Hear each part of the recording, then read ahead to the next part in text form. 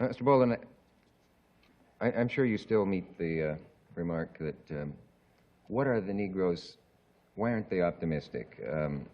They say, but it's getting so much better. There are Negro mayors. There's Negroes in all of sports. There are Negroes in politics. They're even accorded the ultimate accolade of being in television commercials now. And, I'm glad you're smiling. Is it at once getting much better and still hopeless? Well, I don't think there's much hope for it, to tell you the truth. As long as people are using this peculiar language. It's not a question of what happens to the Negro here, or to the black man here. That's a very vivid question for me, But the real question is what's going to happen to this country. I have to repeat that. You damn right I got the blues, from my head down to my shoes.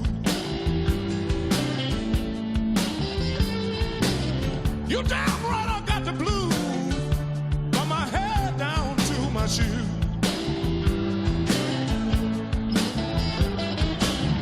I can't win, 'cause I don't have a thing to lose. I stopped by my daughter's house, I just want to use the phone. I stopped by my daughter's house, I just want to use the phone.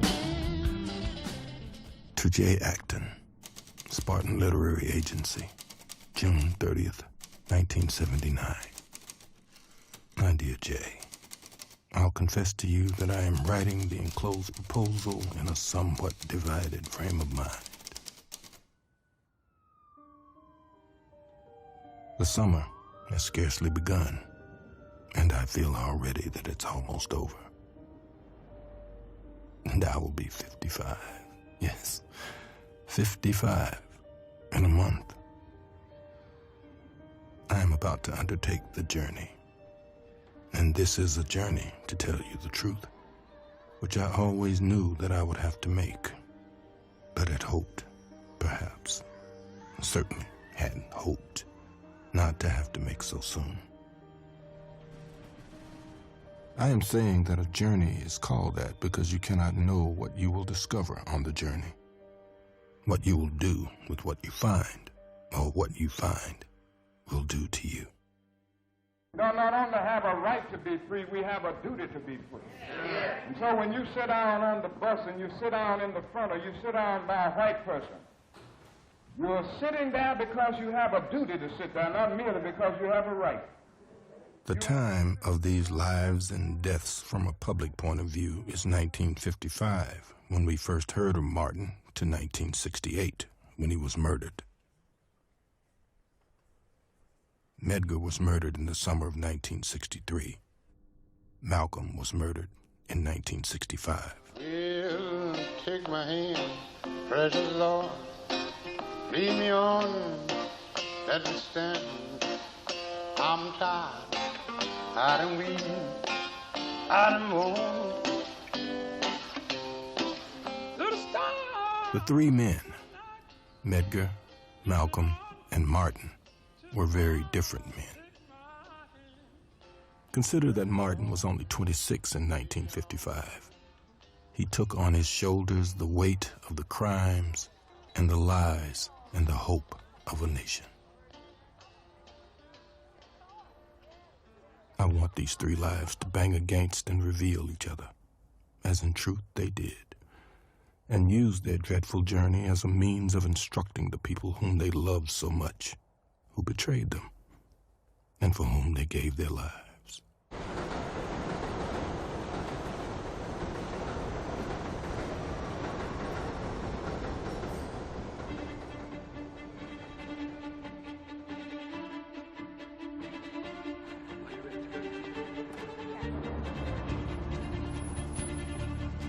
The moment a Negro child walks into the school, every decent, self-respecting, loving parent should take his white child out of that parochial school.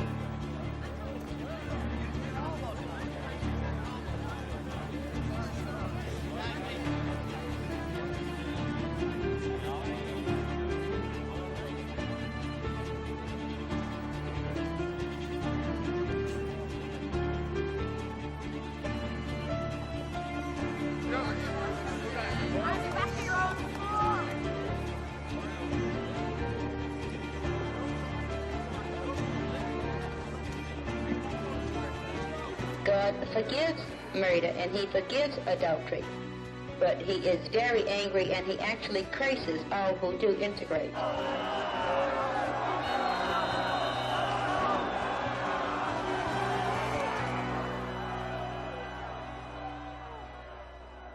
That's when I saw the photograph. On every newspaper kiosk on that wide tree-shaped boulevard in Paris were photographs of 15-year-old Dorothy Counts being reviled and spat upon by the mob as she was making her way to school in Charlotte, North Carolina. There was unutterable pride, tension, and anguish in that girl's face as she approached the halls of learning with history jeering at her back. It made me furious. It filled me with both hatred and pity, and it made me ashamed. Some one of us should have been there with her. But it was on that bright afternoon that I knew I was leaving France. I could simply no longer sit around Paris discussing the Algerian and the Black American problem. Everybody else was paying their dues, and it was time I went home and paid mine. If you was white, you'd be all right. If you was brown, you'd stick around. But as you black, oh brother, get back, get back, get back. They went to employment office, the number I got in line. They called everybody's number, but they never did call mine. They said, if you was white, you'd be all right. If you was brown, stick around. But as you black, oh brother.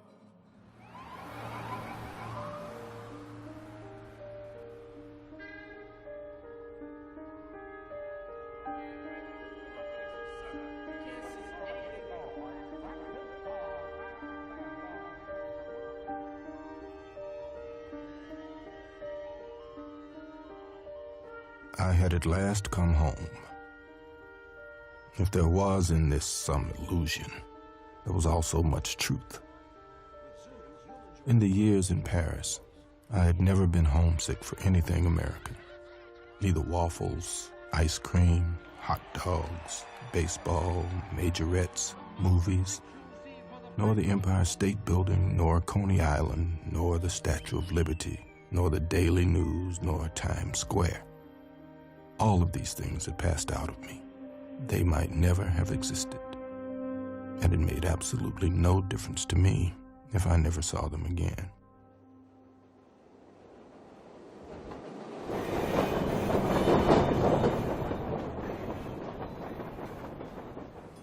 But I missed my brothers and sisters and my mother. They made a difference. I wanted to be able to see them and to see their children. I hoped that they wouldn't forget me. I missed Harlem Sunday mornings and fried chicken and biscuits. I missed the music. I missed the style. That style possessed by no other people in the world. I missed the way the dark face closes, the way dark eyes watch, and the way when a dark face opens, a light seems to go everywhere. I missed, in short, my connections.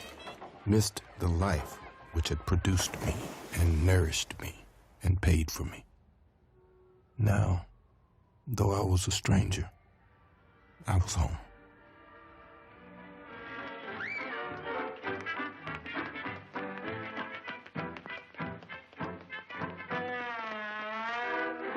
I am fascinated by the movement on and off the screen. I'm about 7. I'm with my mother or my aunt. The movie is Dance, Fools, Dance.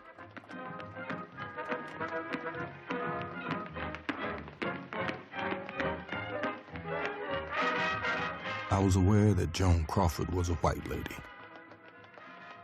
Yet, I remember being sent to the store sometime later, and a colored woman who, to me, looked exactly like Joan Crawford, was buying something. She was incredibly beautiful. She looked down at me with so beautiful a smile that I was not even embarrassed, which was rare for me.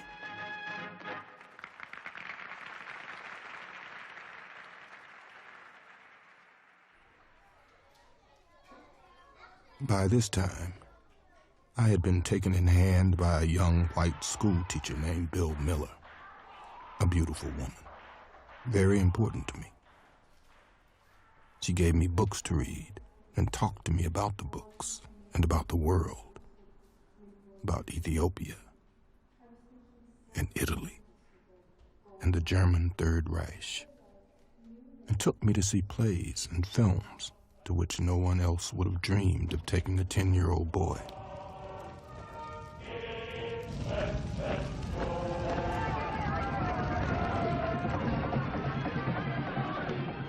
It is certainly because of Bill Miller, who arrived in my terrifying life so soon, that I never really managed to hate white people. Though God knows, I have often wished to murder more than one or two.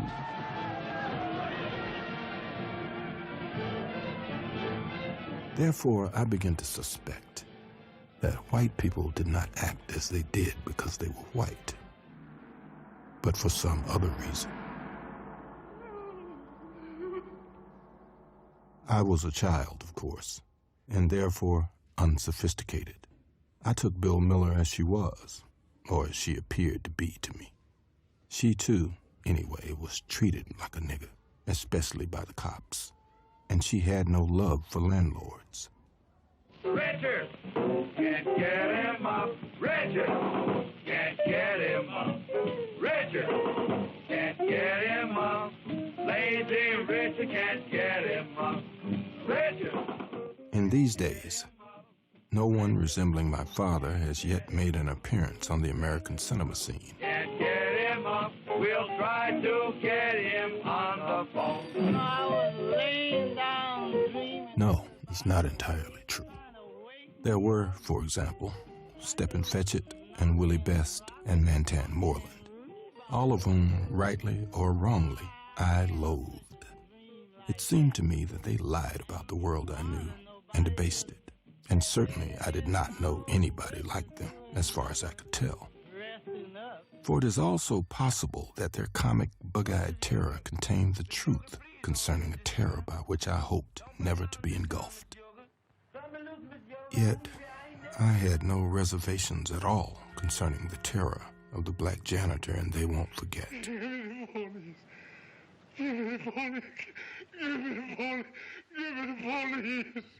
I think that it was a black actor named Clinton Rosemond who played this part. And he looked a little like my father. I didn't do it. He is terrified because a young white girl in this small southern town has been raped and murdered, and her body has been found on the premises of which he is the janitor. Come on in, Jump. Jump. The role of the janitor is small, yet the man's face bangs in my memory until today. Nobody says you have, Tom, but they might. The film's icy brutality both scared me and strengthened me.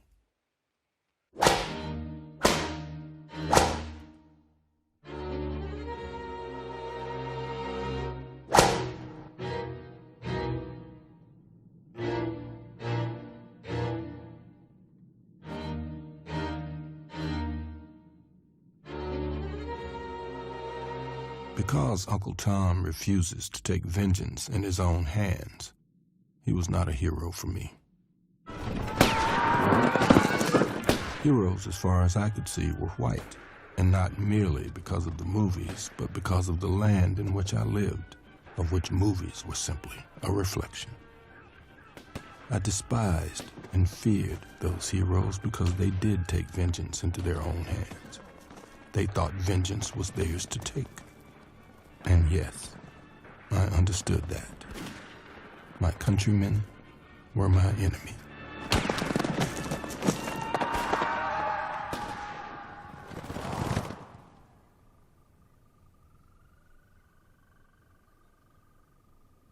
I suspect that all these stories are designed to reassure us that no crime was committed. We'd made a legend out of a massacre.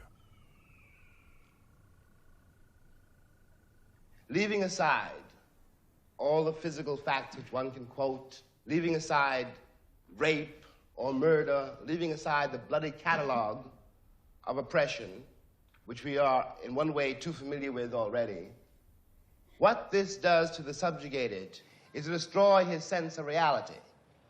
This means, in the case of an American Negro, born in that glittering republic, and in the moment you are born, since you don't know any better, every stick and stone and every face is white, and since you have not yet seen a mirror, you suppose that you are too. It comes as a great shock around the age of 5 or 6 or 7 to discover that Gary Cooper killing off the Indians when you were rooting for Gary Cooper, that the Indians were you. It comes as a great shock to discover that the country, which is your birthplace, and to which you owe your life and your identity, has not in its whole system of reality evolved any place for you. My dear Jay, you must, it is to be hoped, be as curious as I am concerning the execution of this book project. I know how to do it, technically. It is a matter of research and journeys. And with you or without you, I will do it anyway. I begin in September when I go on the road. The road means my return to the South. It means briefly, for example, seeing Merle Evers and the children, those children who are children no longer. It means going back to Atlanta, to Selma, to Birmingham. It means seeing Coretta Scott King and Martin's children. I know that Martin's daughter, whose name I don't remember, and Malcolm's oldest daughter, whose name is Attila, are both in the theater, and apparently are friends. It means seeing Betty Shabazz, Malcolm's widow, and the 5 younger children.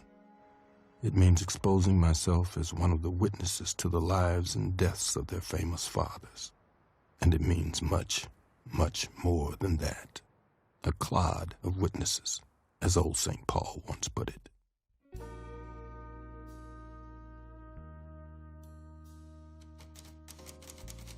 I first met Malcolm X. I saw Malcolm before I met him. I was giving a lecture somewhere in New York. Malcolm was sitting in the first row of the hall, bending forward at such an angle that his long arms nearly caressed the ankles of his long legs, staring up at me. I very nearly panicked. I knew Malcolm only by legend, and this legend, since I was a Harlem street boy, I was sufficiently astute to distrust. Malcolm might be the torch that white people claim he was, though, in general, white America's evaluations of these matters would be laughable and even pathetic, did not these evaluations have such wicked results. On the other hand, Malcolm had no reason to trust me either, and so I stumbled through my lecture, with Malcolm never taking his eyes from my face. Don't know why there's no sun up in the sky, stormy weather, since my man and I ain't together. keeps raining all the time.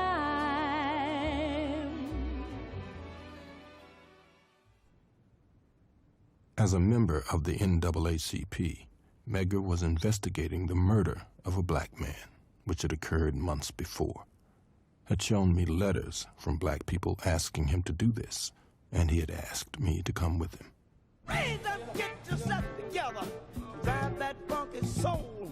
I was terribly frightened, but perhaps that field trip will help us define what I mean by the word witness. I was to discover that the line which separates a witness from an actor is a very thin line indeed. Nevertheless, the line is real. I was not, for example, a black Muslim, in the same way, though for different reasons, that I never became a Black Panther, because I did not believe that all white people were devils, and I did not want young black people to believe that. I was not a member of any Christian congregation because I knew that they had not heard and did not live by the commandment, love one another as I love you. And I was not a member of the NAACP, because in the North, where I grew up, the NAACP was fatally entangled with black class distinctions, or illusions of the same, which repelled a Shushan boy like me. I did not have to deal with the criminal state of Mississippi hour by hour and day by day, to say nothing of night after night. I did not have to sweat cold sweat after decisions involving hundreds of thousands of lives. I was not responsible for raising money, for deciding how to use it. I was not responsible for strategy controlling prayer meetings, marches, petitions, voting registration drives. I saw the sheriffs, the deputies, the storm troopers more or less in passing. I was never in town to stay. This was sometimes hard on my morale, but I had had to accept as time wore on that part of my responsibility as a witness was to move as largely and as freely as possible, to write the story and to get it out.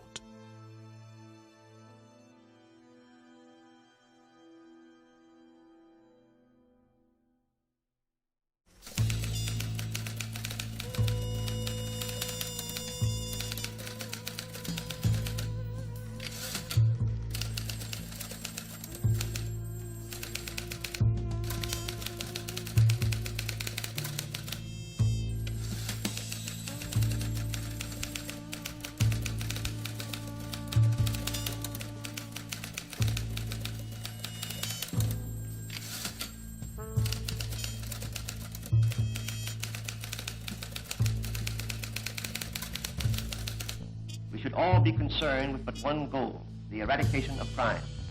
The Federal Bureau of Investigation is as close to you as your nearest telephone. It seeks to be your protector in all matters within its jurisdiction. It belongs to you.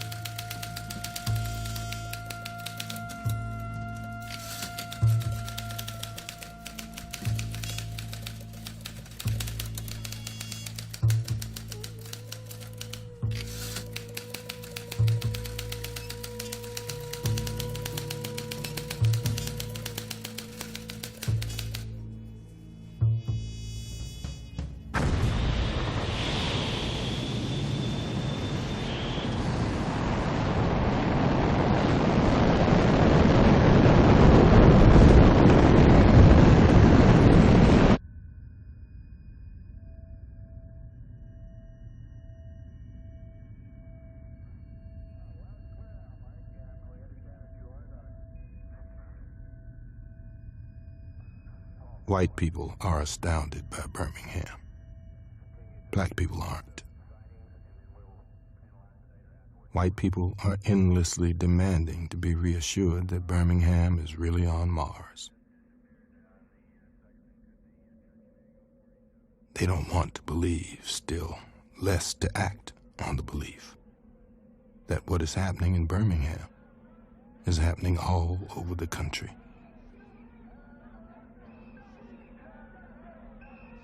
They don't want to realize that there is not one step morally or actually between Birmingham and Los Angeles.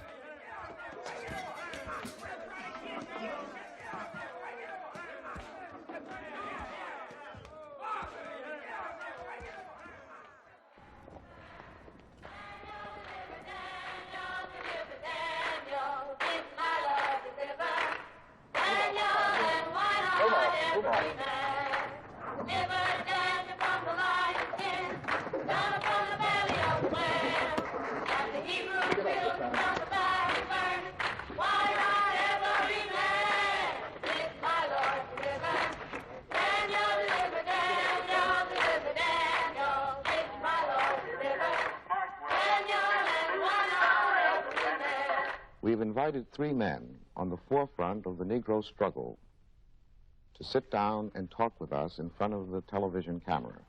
Each of these men, through his actions and his words, but with vastly different manner and means, is a spokesman for some segment of the Negro people today. Black people in this country have been the victims of violence at the hands of the white man for 400 years. And following the ignorant Negro preachers, we have thought that it was godlike to turn the other cheek to the brute that was brutalizing us. Malcolm X, one of the most articulate exponents of the black Muslim philosophy, has said of your movement and your philosophy that it plays into the hands of the white oppressors, that they are happy to hear you talk about love for the oppressor because this disarms the Negro and fits into the stereotype of the Negro as a meek, turning the other cheek sort of creature. Would you care to comment on Mr. X's belief? Well, I don't think of love as, in this context, as emotional bosh. But I think of love as something strong and that organizes itself into powerful, direct action. This is what I tried to teach in the struggle in the South, that we are not engaged in a struggle that means we sit down and do nothing. That there's a great deal of difference between non-resistance to evil and non-violent resistance. Martin Luther King is just a 20th century or modern Uncle Tom or a religious Uncle Tom who is doing the same thing today to keep Negroes defenseless in the face of attack that Uncle Tom did on the plantation to keep those Negroes defenseless in the face of the attack of the Klan in that day. I think, though, that we can be sure that the vast majority of Negroes who engage in the demonstrations and who understand the nonviolent philosophy will be able to face dogs and all of the other brutal methods that are used without retaliating with violence, because they understand that one of the first principles of nonviolence is a willingness to be the recipient of violence while never inflicting violence upon another. As concerns Malcolm and Martin, I watched two men coming from unimaginably different backgrounds, whose positions originally were poles apart, driven closer and closer together. By the time each died, their positions had become virtually the same position. It can be said, indeed, that Martin picked up Malcolm's burden, articulated the vision which Malcolm had begun to see and for which he paid with his life, and that Malcolm was one of the people Martin saw on the mountaintop. Medgar was too young to have seen this happen, though he hoped for it and would not have been surprised. But Medgar was murdered first. I was older than Medgar, Malcolm, and Martin. I was raised to believe that the eldest was supposed to be a model for the younger, and was, of course, expected to die first. Not one of these three lived to be 40.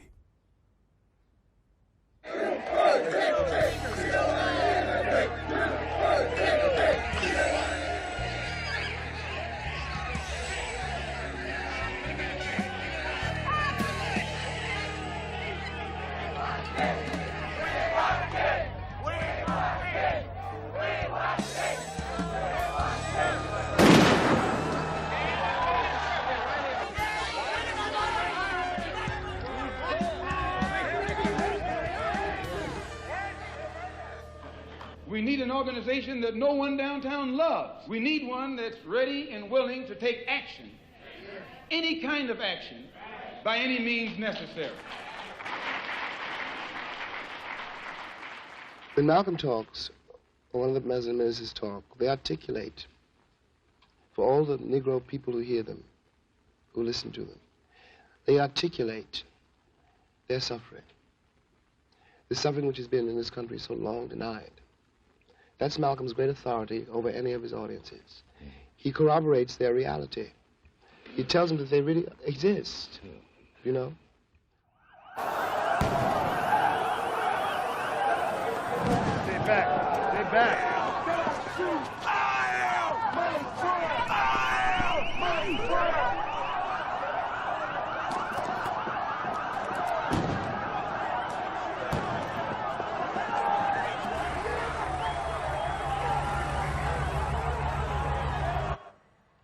And there are days, this is one of them,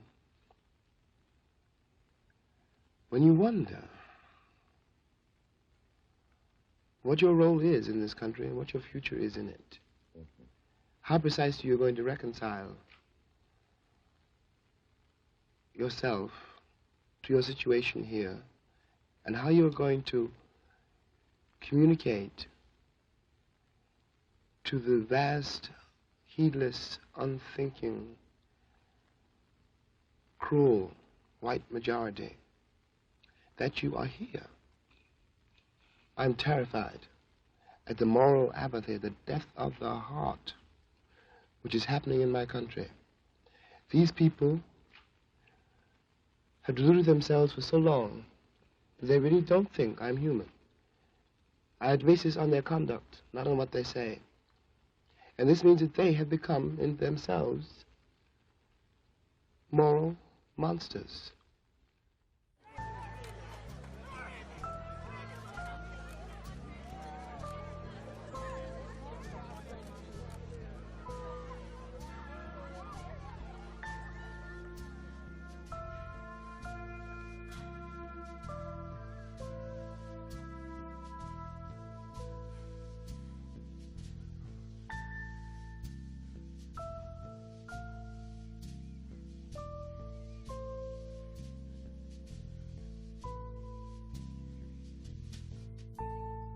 Most of the white Americans I've ever encountered, really, you know, had a Negro friend or a Negro maid or somebody in high school, but they never, you know, or rarely, after school was over or whatever, you know, came to my kitchen.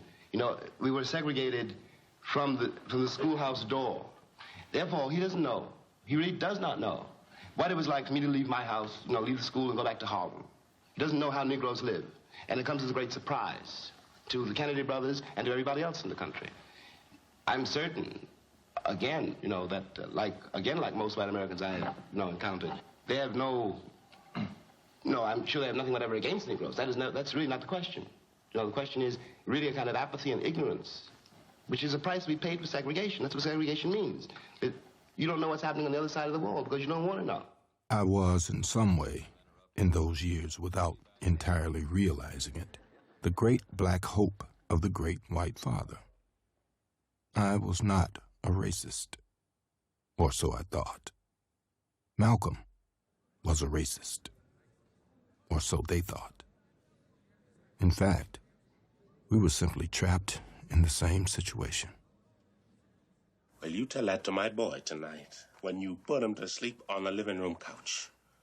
And you tell it to him in the morning when his mother goes out of here to take care of somebody else's kids. And tell it to me when we want some curtains or some drapes and you sneak out of here and go work in somebody's kitchen. All I want is to make a future for this family. All I want is to be able to stand in front of my boy like my father never was able to do to me. I must sketch now the famous Bobby Kennedy meeting. Lorraine Hansberry would not be very much younger than I am now if she were alive.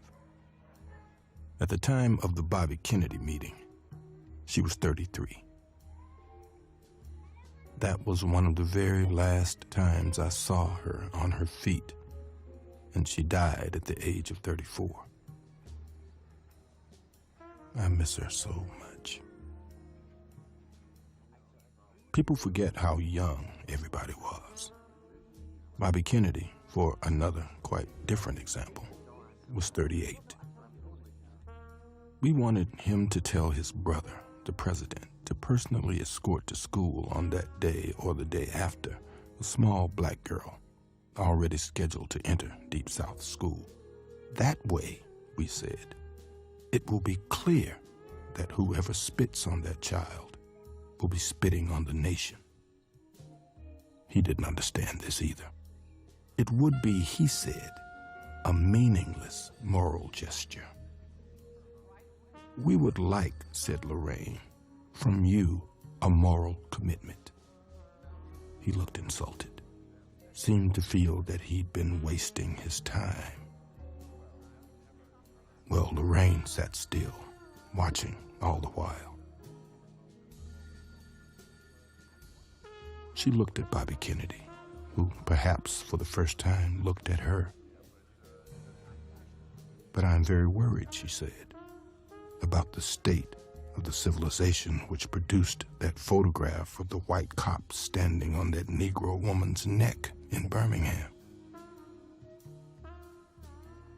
Then she smiled, and I am glad that she was not smiling at me.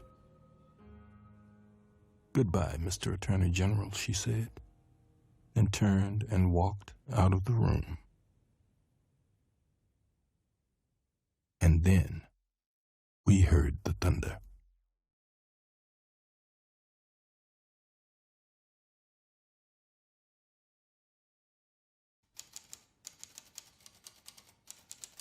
The very last time I saw Medgar Evers, he stopped at his house on the way to the airport so I could autograph my books for him, his wife, and children. I remember Merle Evers standing outside, smiling, and we waved. And Medgar drove to the airport and put me on the plane. Months later, I was in Puerto Rico, working on my play. Lucienne and I had spent a day or so wandering around the island, and now we were driving home.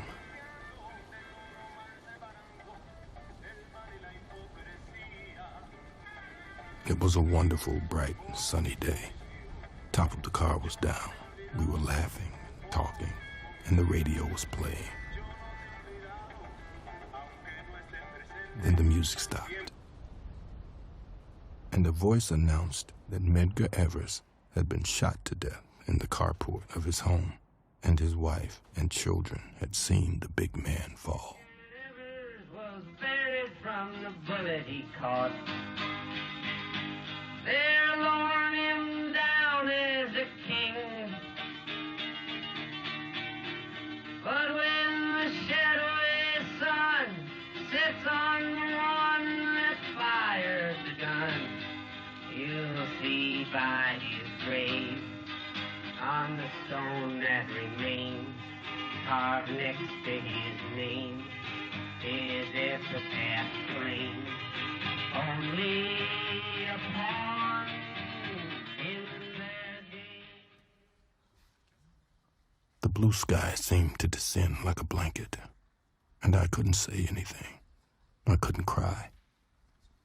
I just remembered his face, a bright, blunt, handsome face, and his weariness, which he wore like his skin, and the way he said road for road. And his telling me how the tatters of clothes from a lynched body hung, flapping in the tree for days, and how he had to pass that tree every day. Medgar, gone.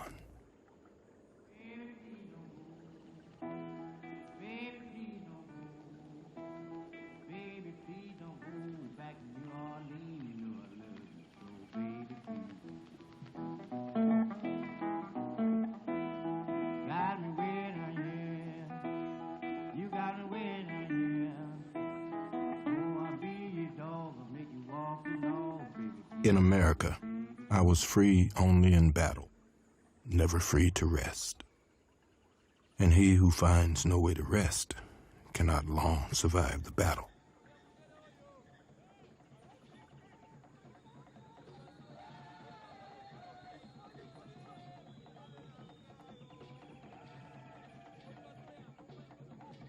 and the young white revolutionary remains in general far more romantic than a black one. White people have managed to get through entire lifetimes in this euphoric state, but black people have not been so lucky. A black man who sees the world the way John Wayne, for example, sees it, would not be an eccentric patriot, but a raving maniac. The truth is that this country does not know what to do with its black population, dreaming of anything like the final solution.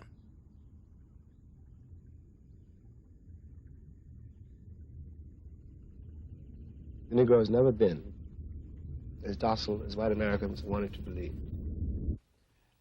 That was a myth. We were not singing and dancing down the levee. We were trying to keep alive. We were trying to survive a very brutal system. The Negro has never been happy in his place.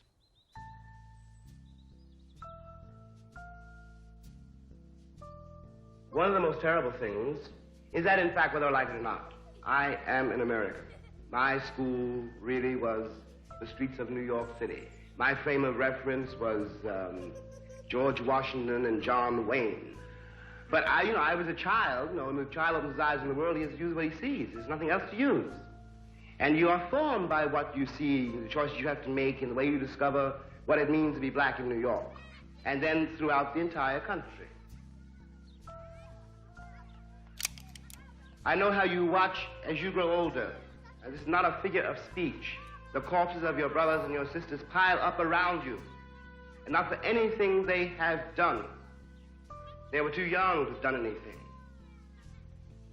But what one does realize is that when you try to stand up and look the world in the face like you had a right to be here, you have attacked the entire power structure of the Western world.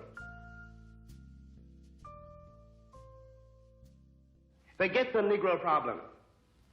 Don't write any voting acts. We had that, it's called the 15th Amendment.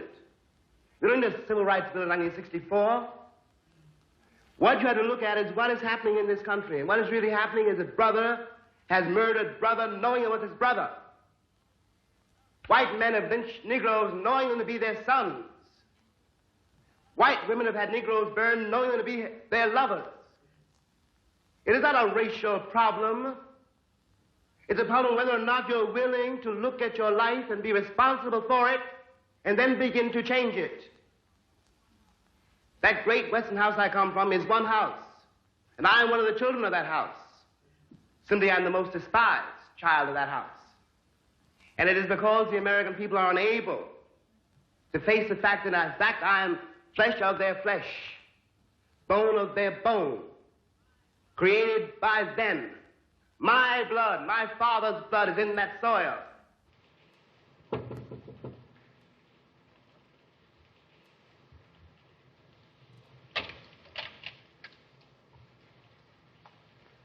Good afternoon, ma'am.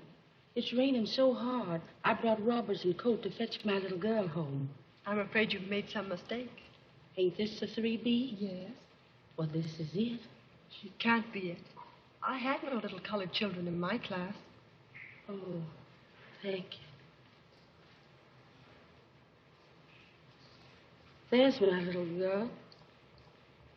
Piola, you may go home.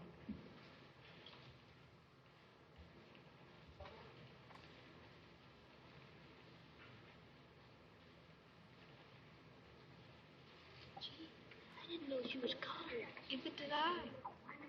I hate you. I hate you. I hate you. Viola. Viola.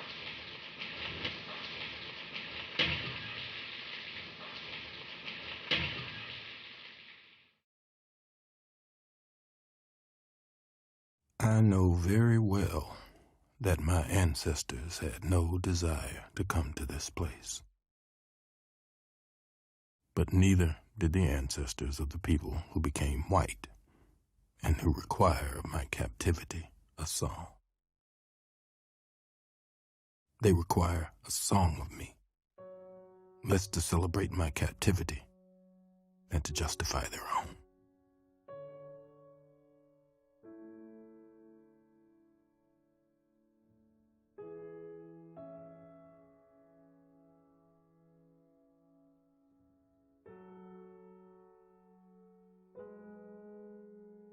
I've always been struck in America by an emotional poverty so bottomless and a terror of human life, of human touch, so deep that virtually no American appears able to achieve any viable organic connection between his public stance and his private life.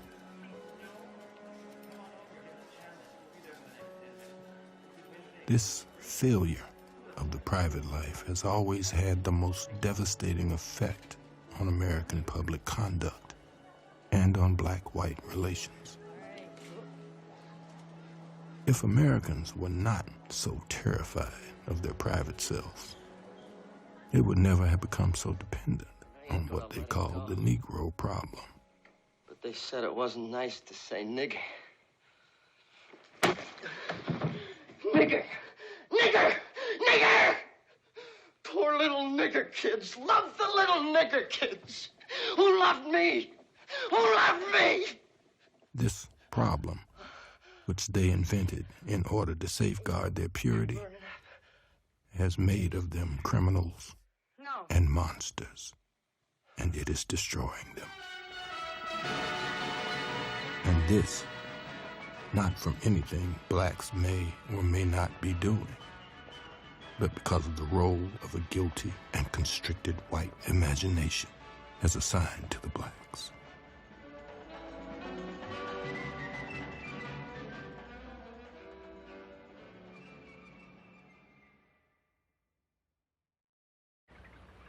Look, man, don't give me that look. You should have got what was coming to you after spitting in that guy's face. Why, you... It is impossible to accept the premise of the story, a premise based on the profound American misunderstanding of the nature of the hatred between black and white. That time is now. The root of the black man's hatred is rage, and he does not so much hate white men as simply wants them out of his way, and more than that, out of his children's way. The root of the white man's hatred is terror, a bottomless and nameless terror, which focuses on this dread figure, an entity which lives only in his mind.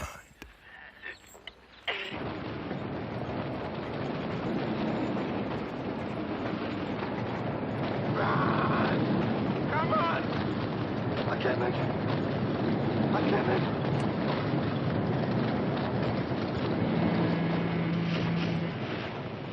When Sidney jumps off the train, the white liberal people downtown were much relieved and joyful.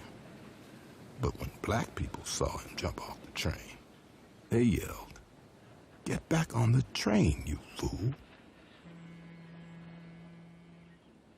The black man jumps off the train in order to reassure white people, to make them know that they are not hated, that though they have made human errors, they done nothing for which to be hated. I'm Chiquita Banana, I'm here to say I am the top banana. In spite of the fabulous myths proliferating in this country concerning the sexuality of black people, black men are still used in the popular culture as though they had no sexual equipment at all. Sidney Poitier, as a black artist and a man, is also up against the infantile, furtive sexuality of this country. Both he and Harry Belafonte, for example, are sex symbols, though no one dares admit that, still less to use them as any of the Hollywood he-men are used. Black people have been robbed of everything in this country, and they don't want to be robbed of their artists. Black people particularly disliked Guess Who's Coming to Dinner because they felt that Sidney was, in effect, being used against them. Guess Who's Coming to Dinner may prove in some bizarre way to be a milestone, because it is really quite impossible to go any further in that particular direction. If you ever plan to motor west, The next time, travel the kissing will have to start.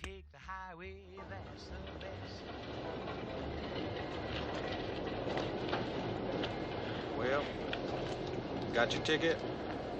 Here you are. Thank you. I am aware that men do not kiss each other in American films, nor for the most part in America, nor do the black detective and the white sheriff kiss here. You take care. You hear?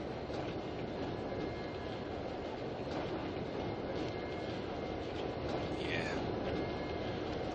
But the obligatory fade-out kiss in the classic American film did not speak of love, and still less of sex. It spoke of reconciliation, of all things now becoming possible.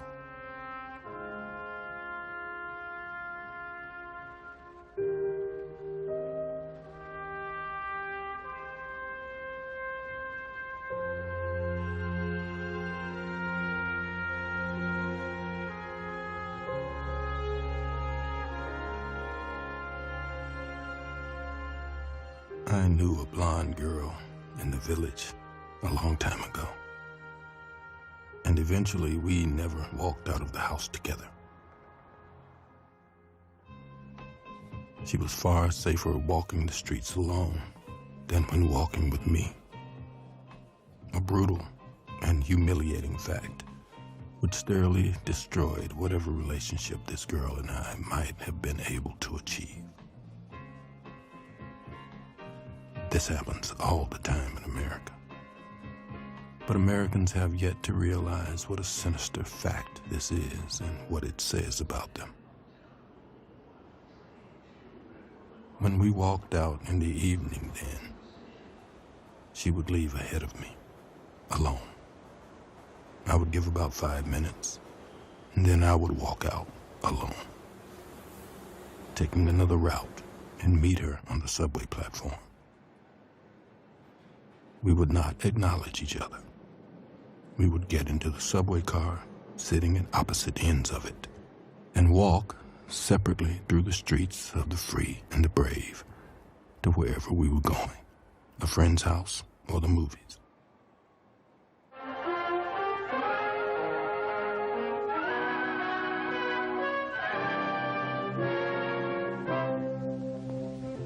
All over the country, families such as this are enjoying new prosperity.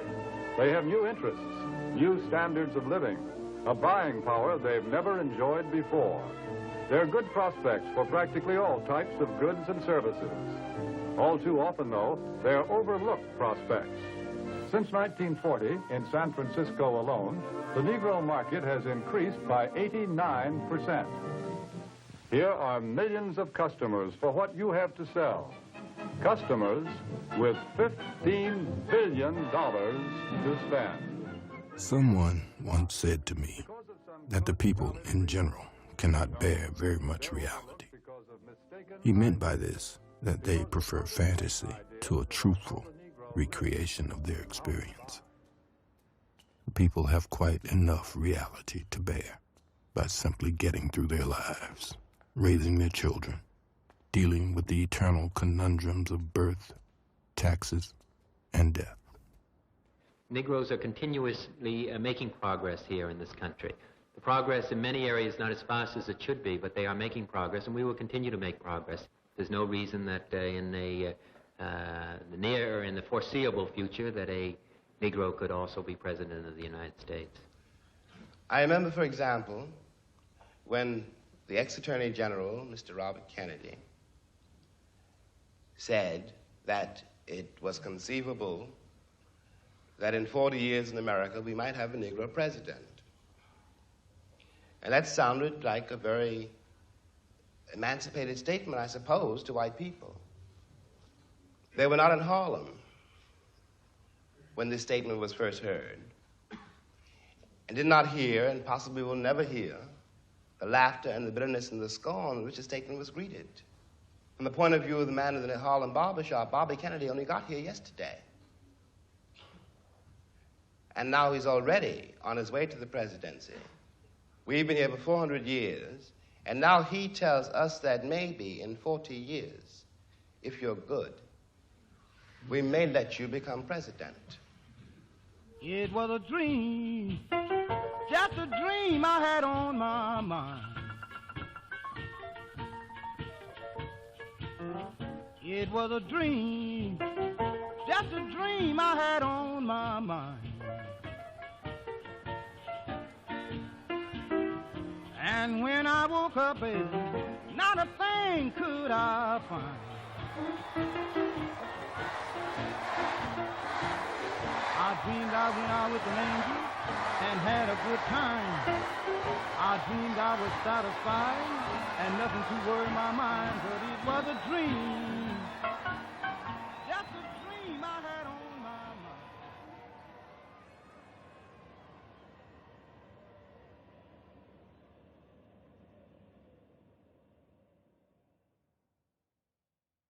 Let me put it this way, that from a very literal point of view, the harbors and the ports and the railroads of the country, the economy, especially of the southern states, could not conceivably be what it has become if they had not had, and do not still have indeed, and for so long, so many generations, cheap labor.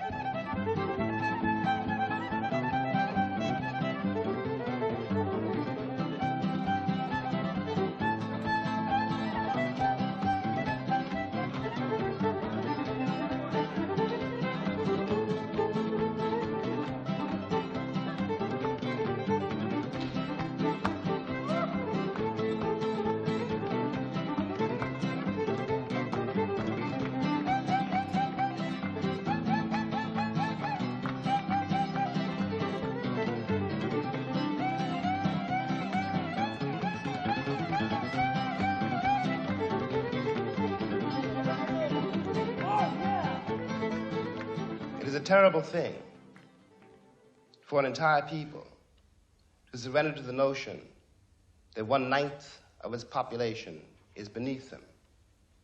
And until that moment, until the moment comes when we, the American people, are able to accept the fact that I have to accept, for example, that my ancestors are both white and black, that on that continent we are trying to forge a new identity for which we need each other, and that I am not a ward of America. I am not an object of missionary charity. I am one of the people who built the country.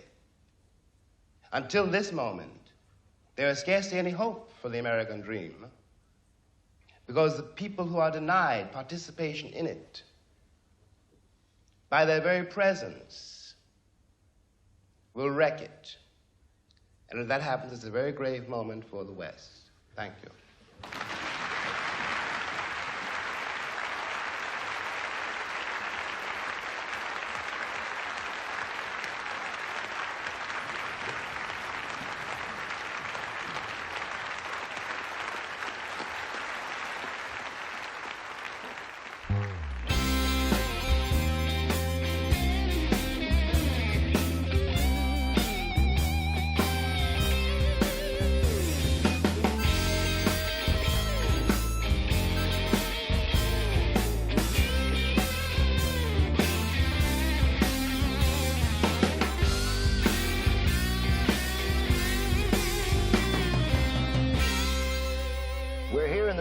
Today with 7 men who have 2 things in common.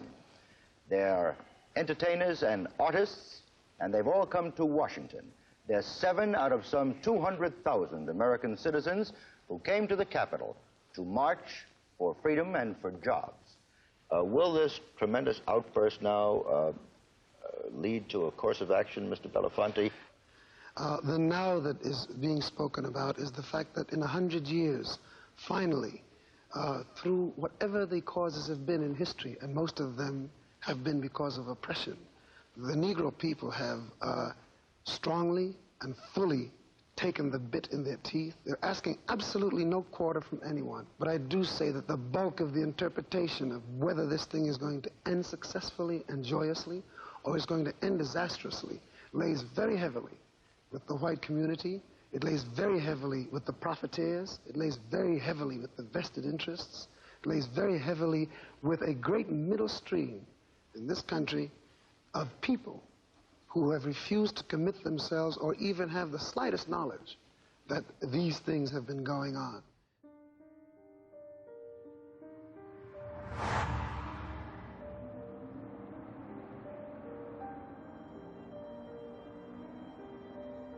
I am speaking as a member of a certain democracy in very complex country which insists on being very narrow-minded. Simplicity is taken to be a great American virtue, along with sincerity. I'm sorry. I am deeply sorry. And I'm sorry. I'm deeply sorry about And there are no excuses. I am solely. You've made plenty of mistakes. For that, I apologize. I am very sorry. You know, I'm sorry I did this to you, but you got to get used to it. It's one of those little problems in life. I take full responsibility. I'm here today to again apologize. I'm just apologizing for that to her. For any mistakes I have made, I take full responsibility. It's an honor to serve the city of Ferguson and the people who live there.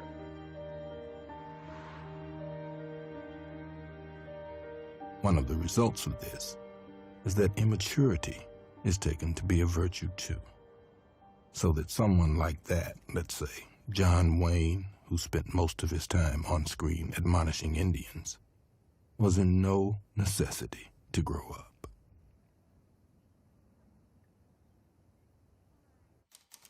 I had been in London on this particular night. We were free, and we decided to treat ourselves to a really fancy, friendly dinner.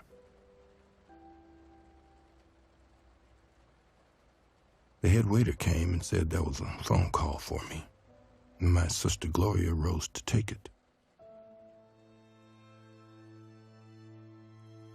She was very strange when she came back. She didn't say anything, and I began to be afraid to ask her anything. Then, nibbling at something she obviously wasn't tasting, she said, "Well, I've got to tell you because the press is on its way over here. They have just killed Malcolm."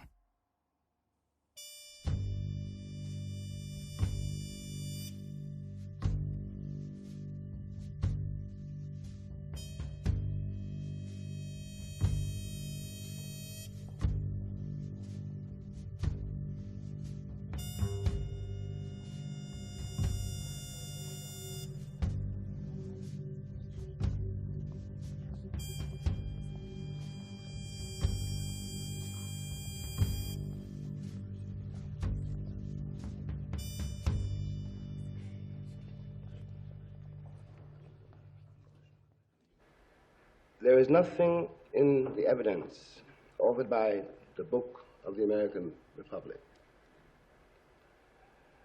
which allows me really to argue with the cat who says to me, they needed us to pick the cotton, and now they don't need us anymore. And now they don't need us, they're going to kill us all off, just like they did the Indians. And I can't say it's a Christian nation. Your brothers will never do that to you because the record is too long and too bloody. That's all we have done. All your buried corpses now begin to speak. I say violence is necessary. Violence is a part of America's culture. It is as American as cherry pie. Black power, brothers.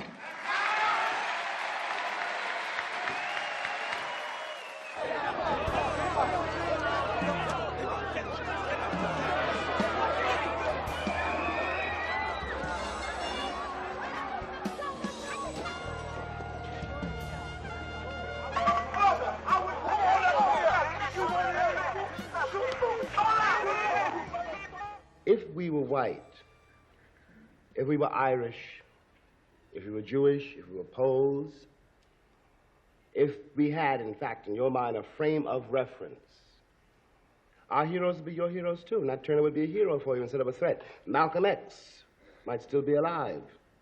And, everyone is very proud of brave little Israel, a state against which I have nothing. I don't want to be misinterpreted. I'm not an anti-Semite. But, when the Israelis pick up guns, or the Poles, or the Irish, or any white man in the world says, give me liberty or give me death, the entire white world applauds. When a black man says exactly the same thing, word for word, he is judged a criminal and treated like one, and everything possible is done to make an example of this bad nigger so there won't be any more like him. Look out across this land we love. Look about you, wherever you are. There's unending scenic beauty. And there's freedom. It's an inherent American right, meaning many different things to every single city. It's a leisurely afternoon of golf along a pleasant course. It's an amusement park, a roller coaster ride. A day at a county fair.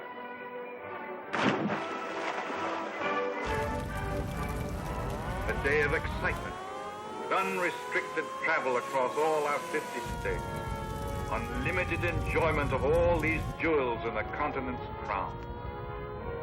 For all of us, there's all of America, all of its scenic beauty, all of its heritage of history, all of its limitless opportunity.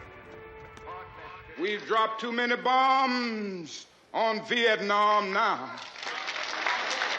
Let us save our national honor, stop the bombing, and stop the war.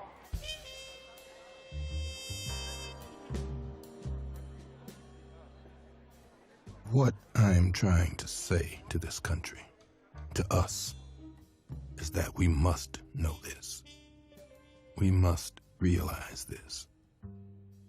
That no other country in the world have been so fat and so sleek and so safe and so happy and so irresponsible and so dead. No other country can afford to dream of a Plymouth and a wife and a house with a fence and the children growing up safely to go to college and to become executives and then to marry and have the Plymouth and the house and so forth. A great many people do not live this way and cannot imagine it and do not know that when we talk about democracy, this is what we mean.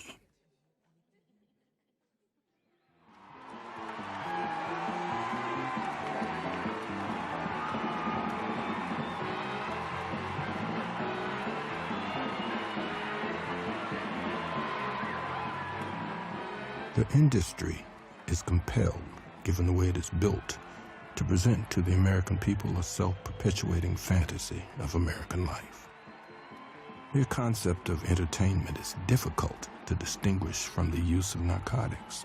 What worries you about them having black partners? Do you think people are going to look down on them or judge them? Yes, I think people look down. Yeah.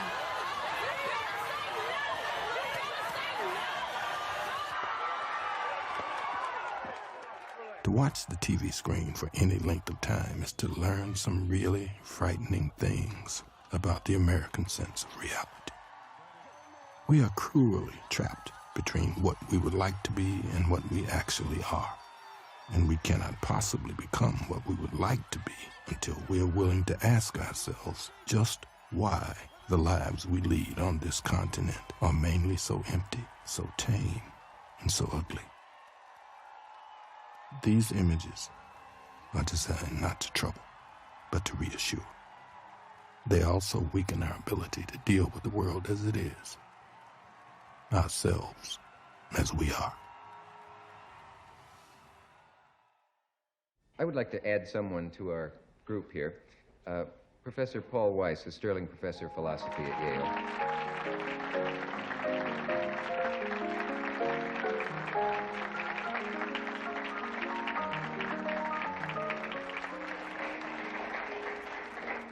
Were you able to listen to the show backstage? I heard a good deal of it, but then I was behind the rostrum here. Yes. So I heard only some of it. Did you hear anything that you disagreed with? I disagreed with a great deal of it. And, of course, there's a good deal I agree with. But I think he's overlooking one very important matter, I think. Each one of us, I think, is terribly alone. He lives his own individual life.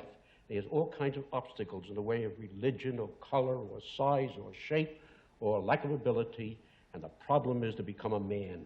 But what I was discussing was not that problem, really. I was discussing the difficulties, the obstacles, the very real danger of death thrown up by this society when a Negro, when a black man attempts to become a man.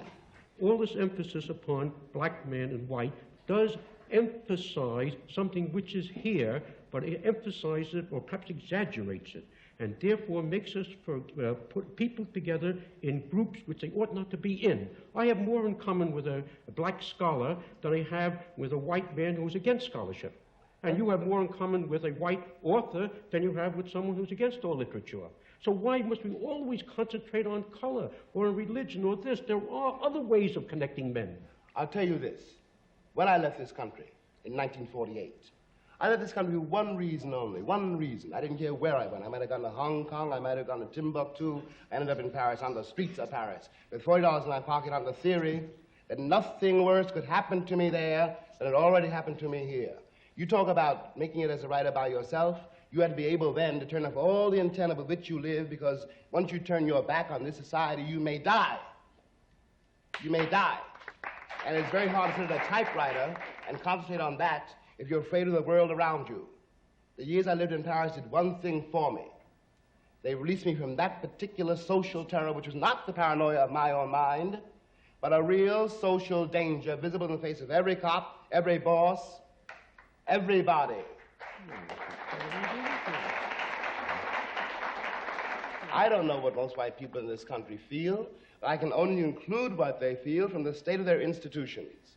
I don't know if white Christians hate Negroes or not, but I know that we have a Christian church which is white and a Christian church which is black. I know, as Malcolm X once put it, that the most segregated hour in American life is high noon on Sunday.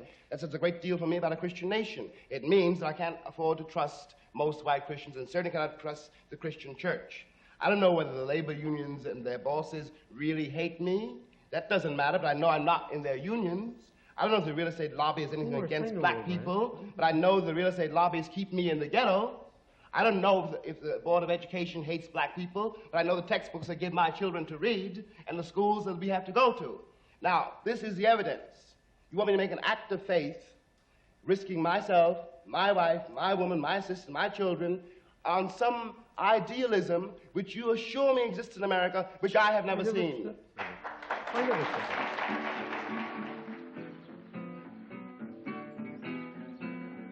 All of the Western nations have been caught in a lie. The lie of their pretended humanism. This means that their history has no moral justification, and that the West has no moral authority.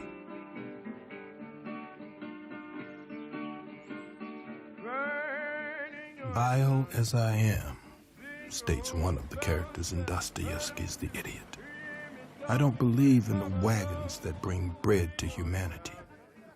For the wagons that bring bread to humanity may coldly exclude a considerable part of humanity from enjoying what is brought.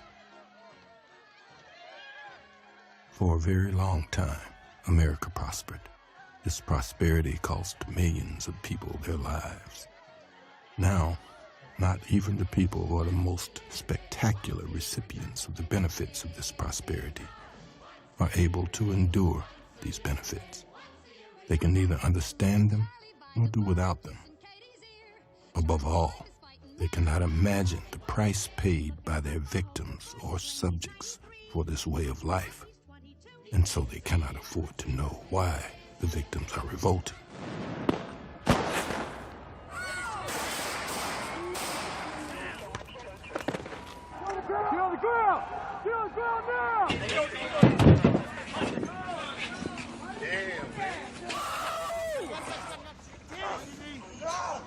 This is the formula for a nation or kingdom decline. For no kingdom can maintain itself by force alone. Force does not work the way its advocates think, in fact, it does. It does not, for example, reveal to the victim the strength of the adversary.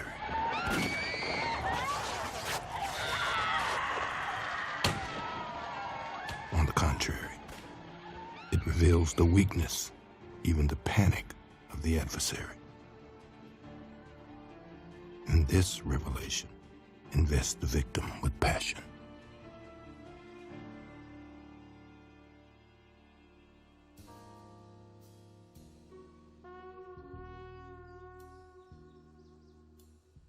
There is a day in Palm Springs that I will remember forever.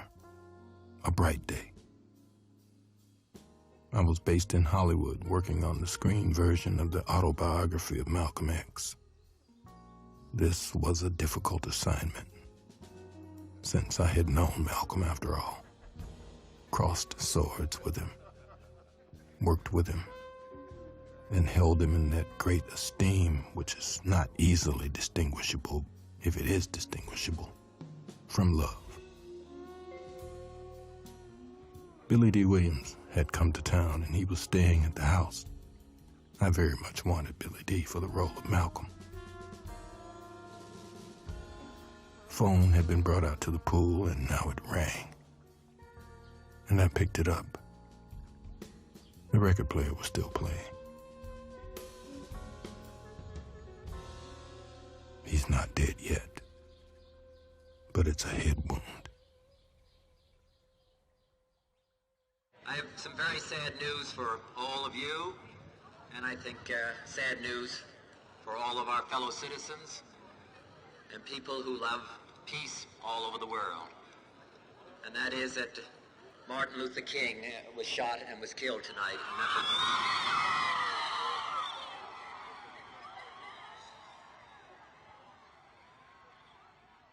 I hardly remember the rest of the evening at all. I remember weeping briefly, more in helpless rage than in sorrow, and Billy trying to comfort me. But I really don't remember that evening at all. Mother dear, may I go downtown instead of out to play and march the streets of Birmingham in a freedom march today? But mother, I won't be alone. Other children will go with me and march the streets of Birmingham to make my country free. The church was packed. In the pew before me sat Marlon Brando, Sammy Davis, Eartha Kitt, Sidney Poitier nearby. I saw Harry Belafonte sitting next to Coretta King.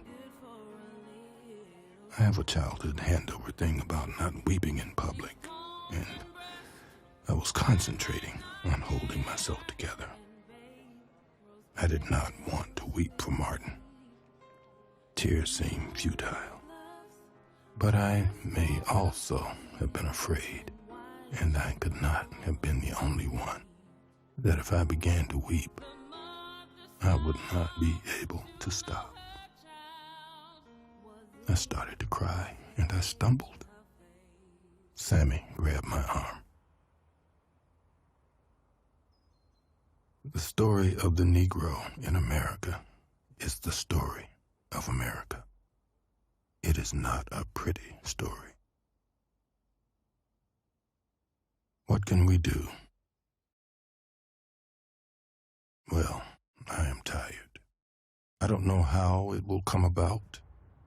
I know that no matter how it comes about, it will be bloody. It will be hard.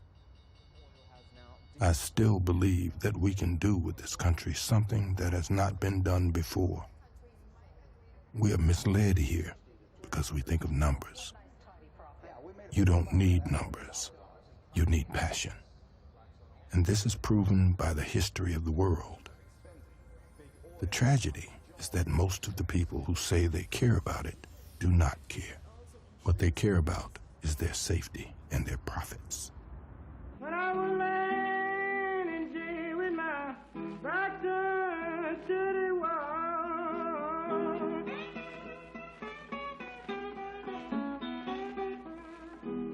when I was laying in jail with my back turned to the wall,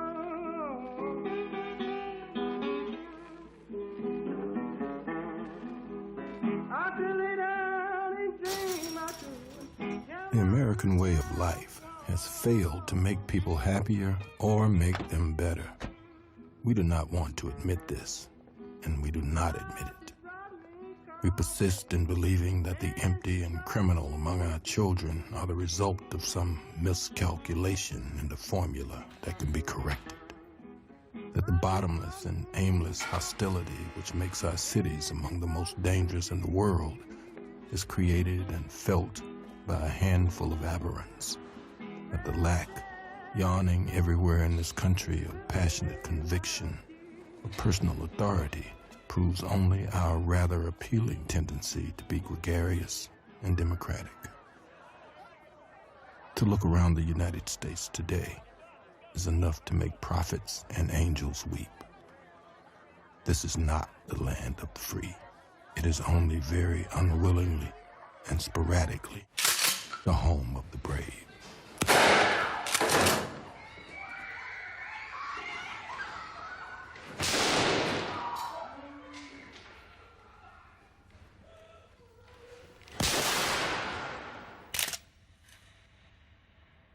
I sometimes feel it to be an absolute miracle that the entire black population of the United States of America has not long ago succumbed to raging paranoia. People finally say to you, in an attempt to dismiss the social reality, "But you're so bitter."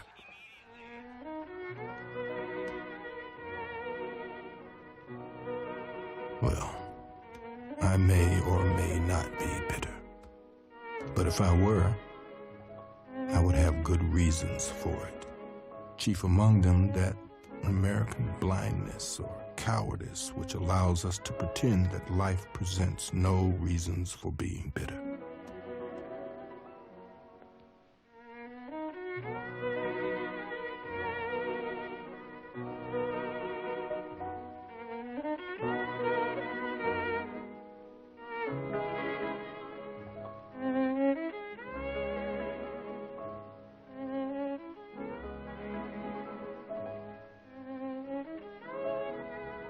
In this country, for a dangerously long time, there have been two levels of experience. One, to put it cruelly, can be summed up in the images of Gary Cooper and Doris Day, two of the most grotesque appeals to innocence the world has ever seen. And the other, subterranean, indispensable, and denied, can be summed up, let us say, in the tone and in the face of Ray Charles. Ooh, mama, don't you treat me wrong. Come and love me, daddy, all night long. Oh, I know it's all right now. Hey, hey, hey. When you see me in misery, come on, baby, see about me. And there has never been any genuine confrontation between these two levels of experience. Should I be bad or nice? Should I surrender his pleading words so tenderly entreat me? Is this the night that love finally defeats? You cannot lynch me and keep me in ghettos without becoming something monstrous yourselves. And furthermore, you give me a terrifying advantage. You never had to look at me. I had to look at you. I know more about you than you know about me. Not everything that is faced can be changed, but nothing can be changed until it is faced.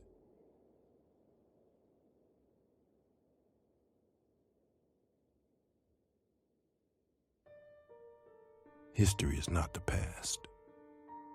It is the present. We carry our history with us. We are our history. If we pretend otherwise, we literally are criminals. I attest to this. The world is not white. It never was white. Cannot be white. White is a metaphor for power. And that is simply a way of describing Chase Manhattan Bank.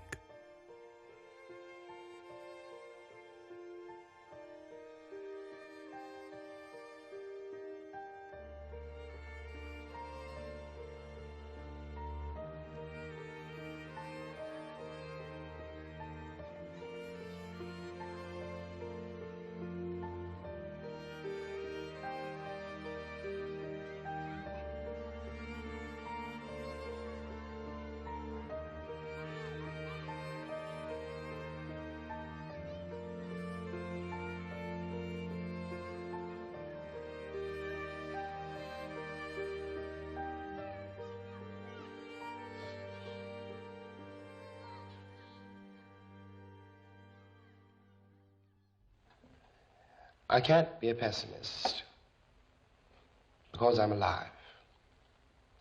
To be a pessimist means that you have agreed that human life is an academic matter. So I'm forced to be an optimist. I'm forced to believe that we can survive whatever we must survive. But the Negro in this country, the future of the Negro in this country is precisely as bright or as dark as the future of the country. It is entirely up to the American people and our representatives. It is entirely up to the American people whether or not they're going to face and deal with and embrace this stranger whom they maligned so long. What white people have to do is try to find out in their own hearts why it was necessary to have a nigger in the first place. Because I'm not a nigger. I'm a man. But if you think I'm a nigger, it means you need it. The question you've got to ask yourself, the white population of this country has got to ask itself, North and South, because it's one country, and for a Negro, there is no difference in the North and the South. There's just a difference in the way they castrate you. But the fact of the castration is the American fact. If I'm not the nigger here, and you invented him, you, the white people, invented him, then you got to find out why. And the future of the country depends on that, whether or not it's able to ask that question. I said them shit like a slave, can be black. Boy, if you feel one heap of pain, can be black. I'm an I said them put me in a chain, can be black. I'm a cha now, me go chain full of rocks. And you know see the whip, left side from the back. But now we have a big whip back from the block. Oh, them a say we doom from the start, can be black. Remember this, every race start from the block. Just remember that. I'm the biggest hypocrite in 2015. Once I finish this, witnesses will convey just what I mean. It's evident that I'm irrelevant to society. That's what you're telling me. Penitentiary would only hire me. Curse me till I'm dead. Church me with your fake prophesizing that I'ma be just another slave in my head. Institutional lies, manipulation and lies. Reciprocation of freedom only live in your eyes. You hate me, don't you? I know you hate me just as much as you hate yourself. Jealous of my wisdom and cards I dealt. Watching me as I pull up, fill up my tank, then pill out. Muscle cars like pull ups. Show you what these big wheels spout. Black is successful. This black man meant to be special. Cat scans on my radar, bitch. How can I help you? How can I tell you I'm making a killing? You made me a killer. Emancipation of a real nigga.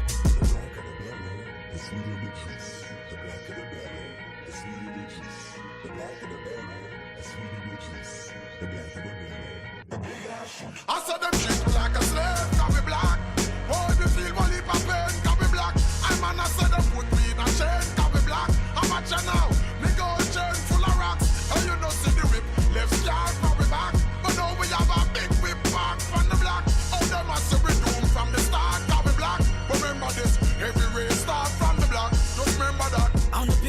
hypocrite in 2015. When I finish this, if you listen, then sure you will agree. This plot is bigger than me. It's generational hatred.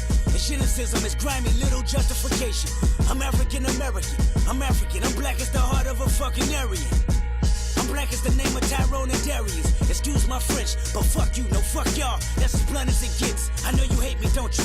You hate my people, I can tell cause it's threats when I see you. I can tell cause your waist is deceitful. No, I can tell because you in love with the desert eagle. Thinking maliciously, he get a chain then you gon' bleed him. It's funny how Zulu and Xhosa might go to war. Two tribal armies that want to build and destroy. Remind me of these Compton Crip gangs that live next door.